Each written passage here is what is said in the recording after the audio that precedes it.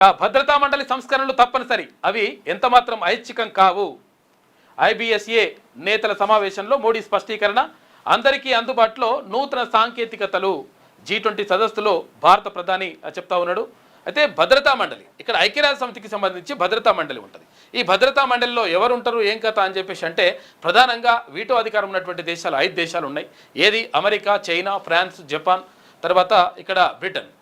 ఈ దేశాలు మాత్రమే అక్కడ ఏది వీటికి వీటో అధికారం కలిగి ఉంటుంది. తర్వాత శాశ్వత సభ్య దేశాలుగా ఉన్నాయి. భారతదేశానికి కూడా శాశ్వత సభ్యత్వం ఇవ్వాలి. తర్వాత వీటో అధికారంలో చోటు కల్పించాలని చెప్పేసి గతం నుంచి రష్యా కొట్లాడుతూ ఉంది. కాకపోతుందంటే కొంతమందికి ఇష్టం లేక ఇది భారత్ను పక్కకు పెడతా ఉన్నారు. మొత్తం మీద భద్రతా మండలి విభాగం సంబంధించి 100% సంస్కరణలు అవసరము. కాబట్టి మార్పులు చేర్పులు చేయాలి, ఈ ఉగ్రవాదాన్ని అణచివేయాలి, వీటన్నిటికీ సంబంధించి తోడ్పాటును అందించాలని చెప్పేసి అక్కడ ప్రధానమంత్రి నరేంద్ర మోడీ G20 సదస్సులో మాట్లాడాడు.